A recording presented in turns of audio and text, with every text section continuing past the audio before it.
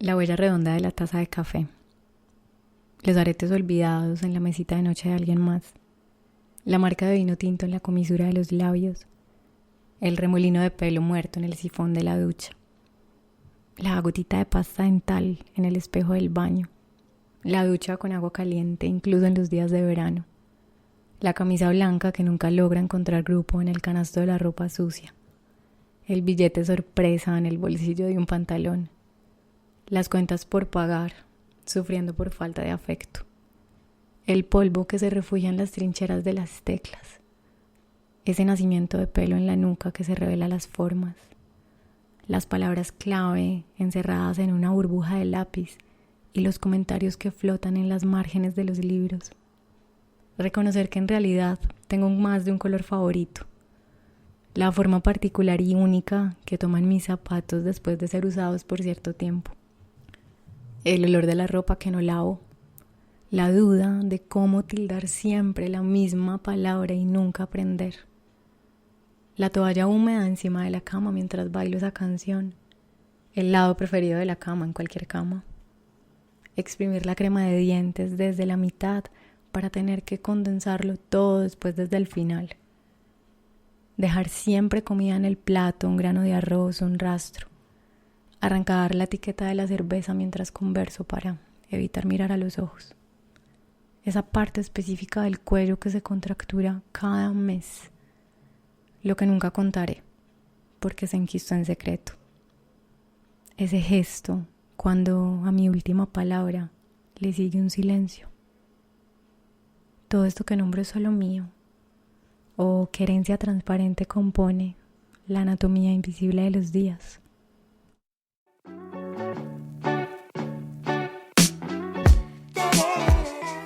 Conversaciones con gente normal, amigas, amigos, apasionados, expertos o no, ¿qué importa? En el fondo todos tenemos algo para decir, porque estamos llenos de preguntas, de historias, de obsesiones, de puntos de vista, de aprendizajes, de placeres, que hacen que nuestra cotidianidad sea mucho más extraordinaria de lo que creemos.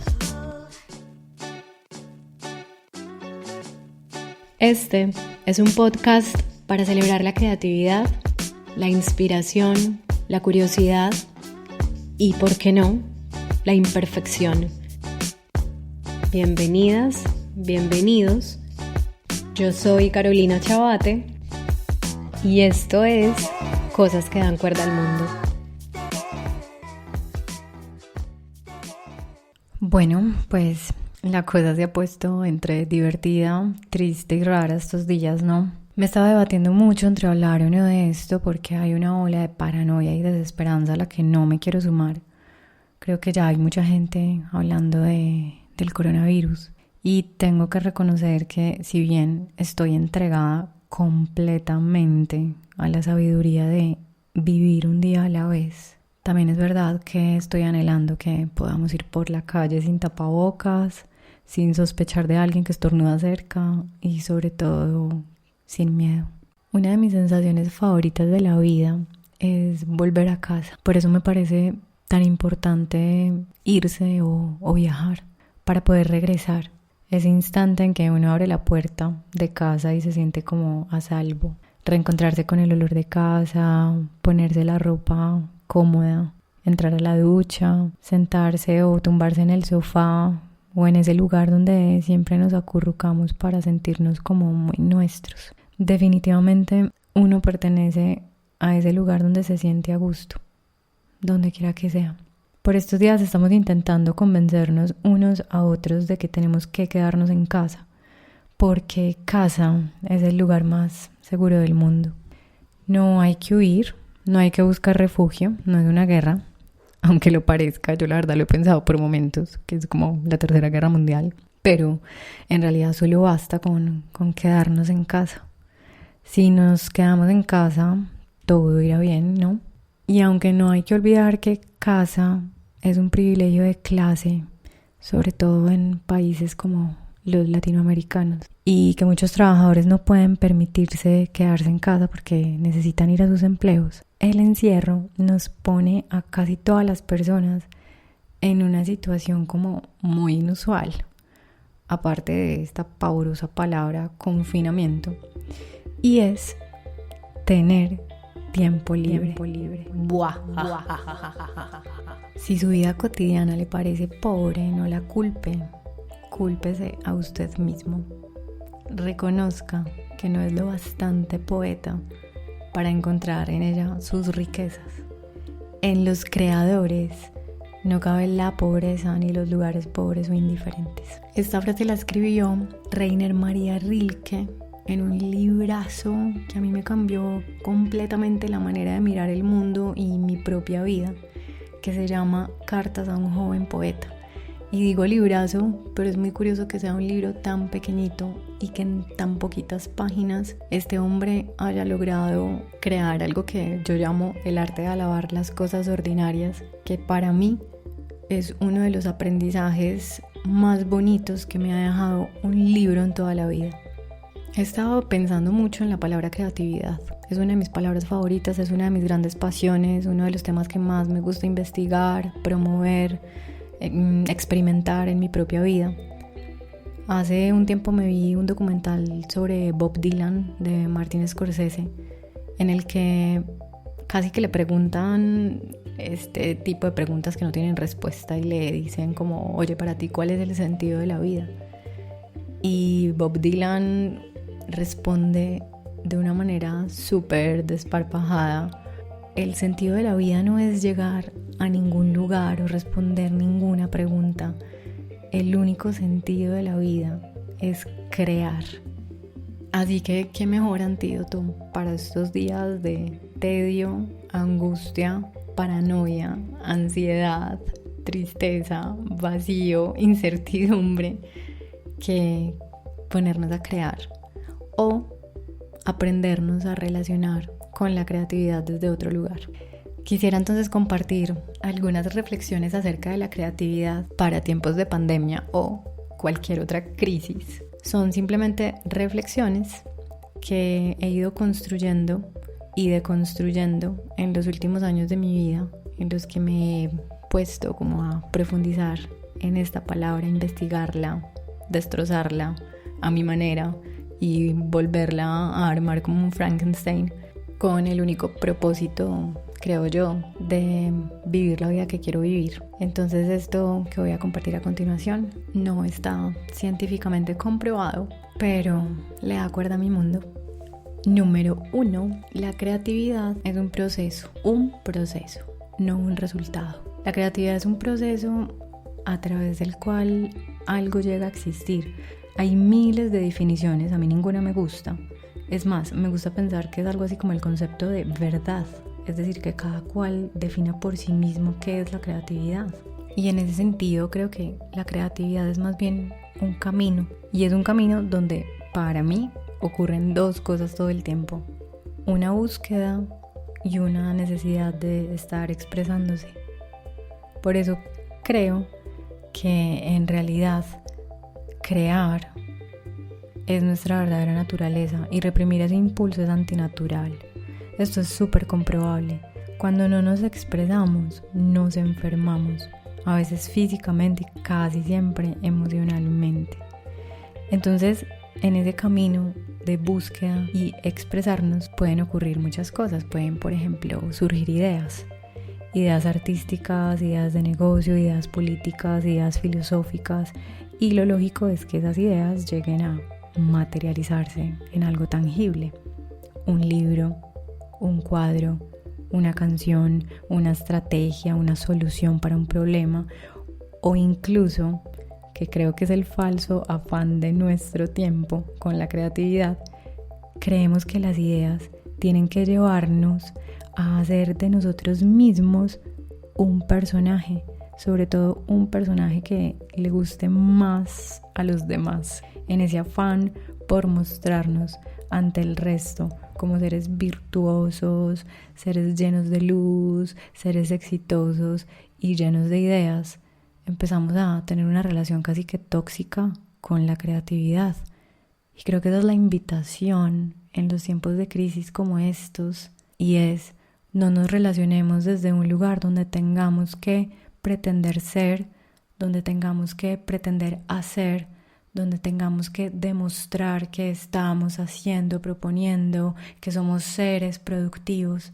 Y más bien vámonos a un lugar de abrazar el proceso, de descubrir el proceso. Hay miles y miles de libros, blogs acerca del proceso de la creatividad, estudios cuasi científicos, psicológicos. Yo sinceramente creo que cada cual tiene que hacer una cartografía individual de su propio proceso creativo, entender su propio proceso creativo. Por supuesto, hay fases que coinciden porque pues nuestros cerebros son unas máquinas muy predecibles, a veces no, y eso es lo bonito, pero creo que es necesario como confiar en que la creatividad es una constante relación con la incertidumbre, con la vida misma. Entonces podemos descubrir de qué se trata nuestro propio proceso. Número 2. Ser creativos no es ser productivos. En un mundo en el que nuestro valor está determinado por nuestra productividad, muchos de nosotros vemos cada uno de nuestros minutos capturados, optimizados o apropiados como bien financiero por las tecnologías que usamos diariamente. Escribe Jenny Odell en el ensayo How to Do Nothing, Resisting the Attention Economy. Resistámonos a la ansiedad de sobreproducir, resistámonos a la culpa. Siempre nos estamos sintiendo culpables por no hacer, o incluso nos sentimos culpables por tener un quiebre en la vida, por tener un mal año, por no saber qué queremos o por compararnos todo el tiempo con quién sabe quién. Resistámonos a la idea de que autoexplotarnos es sinónimo de éxito o autorrealización. Preguntémonos más bien qué es lo que estamos buscando idear, producir y cuál es la supuesta idea de éxito que estamos comprando. Y esto me lleva al tercer punto, y es que el no hacer también hace parte del proceso. No hay nada más difícil que no hacer nada. No hay nada más fácil que sentirnos culpables por no hacer.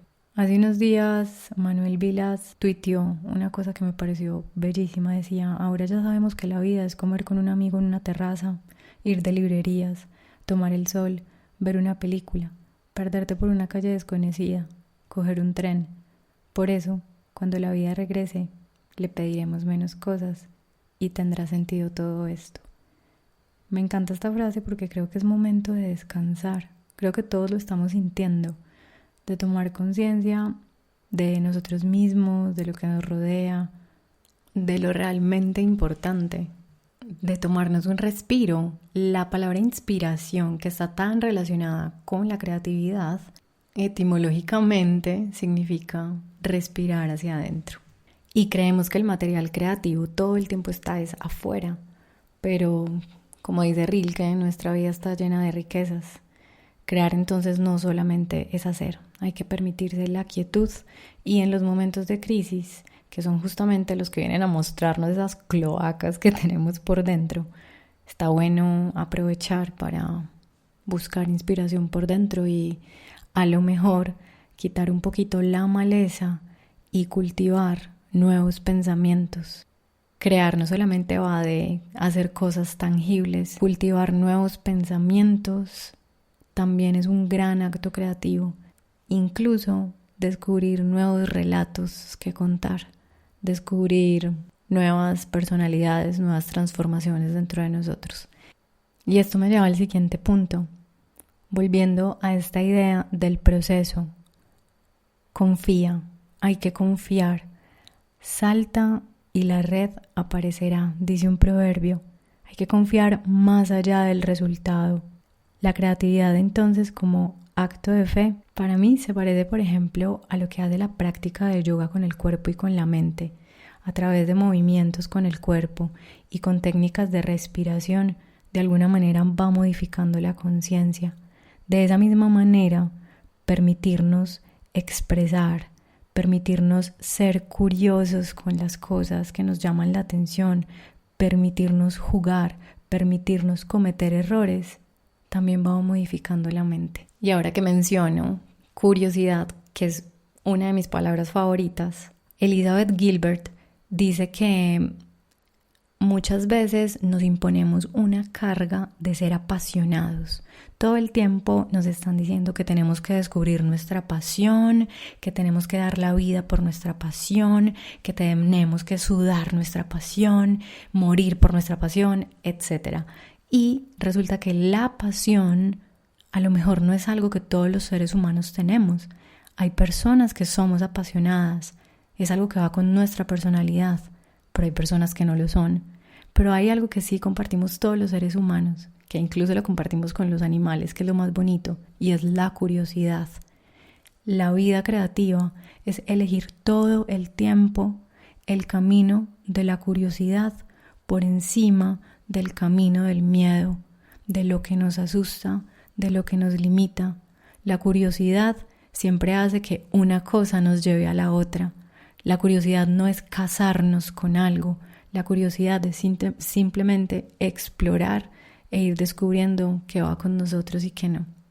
Por eso en estos tiempos de crisis es tan bonito ver a la gente compartiendo sus pasiones, sus exploraciones, sus descubrimientos, su conocimiento.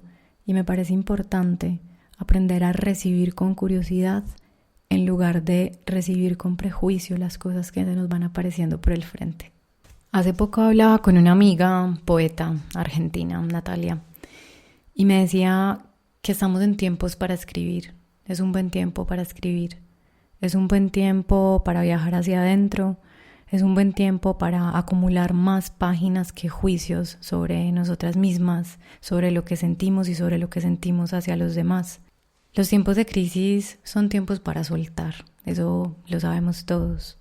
Y dice Austin Kleon que la creatividad es una operación de sustracción. Si la creatividad fuera una operación matemática, sería una resta. Es un buen momento entonces para dejar ir capas, creencias, viejos hábitos. En todo proceso creativo hay siempre un momento en que se siente como cuesta arriba. Las crisis, por ejemplo, son así también. Me decía otro amigo hace poco que las crisis son como un parto y todos los partos duelen. Por eso, para poder caminar un poco más ligeros, pues hay que dejar ir cosas, hay que renunciar a ciertas cosas de la vida tal cual y las conocíamos hasta hoy. Leía en una columna que publicó el 26 de marzo de 2020 Martín Caparrós que este momento se siente como si nos hubieran suspendido el futuro y ahora esto es puro presente. No sabemos qué va a pasar, pero esa es justamente la invitación, vivir el presente. Y cierro el círculo de alguna manera como lo empecé, diciendo que es importante abrazar esto de vivir un día a la vez. Para finalizar, creo que mi última reflexión acerca de la creatividad es algo un poco más pragmático. La creatividad es un ritual, es un hábito, es una práctica en la que hay que involucrar también el cuerpo. Hay una palabra en inglés que me gusta mucho que es show up, como aparecer, estar presente. Y la creatividad únicamente necesita que estemos ahí, que aparezcamos. Yo soy defensora de esta idea de que 15 minutos al día bastan para conectar con nuestro poder creativo.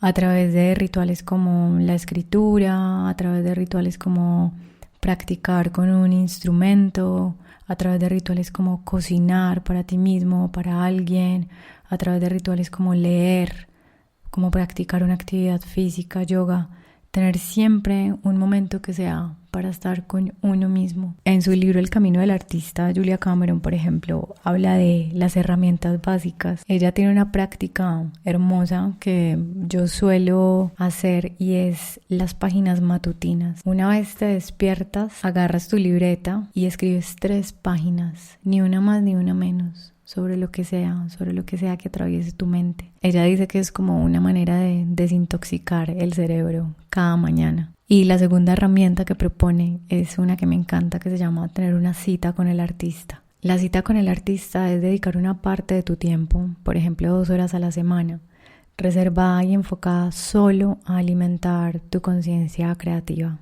tu artista interior. Supongo que en tiempos de pandemia es gracioso, pero tenemos más tiempo así que podríamos tener una cita diaria con el artista, desconectarse de lo que distrae y conectarse con otra cosa. Y en tiempos normales, pues genial, porque se puede salir a un café, se puede pasear por la naturaleza, se puede tomar el sol, ir al cine, ir a un museo, ir al teatro o simplemente sentarse por ahí a contemplar lo que acontece en la ciudad. Desde hace varios años yo tengo el hábito de escribir un diario. Hoy más que nunca creo que la creatividad es un refugio, porque nada, una vez creado, nos abandona completamente. También nos tenemos a nosotras mismas y más adelante, con mirada retrospectiva, vamos a recordar los momentos de crisis a través de lo que hemos documentado. Dice Carrie Smith en el libro La sociedad errante que es posible tener una experiencia mucho más profunda del mundo, contemplando con profundidad y documentando sistemáticamente la vida cotidiana. A través de estas prácticas podemos ser capaces de crear un nuevo relato en el que ocupemos el centro de una aventura poderosa y significativa. Así éramos de pequeños y eso es lo que estamos destinados a ser, seres curiosos, seres creativos.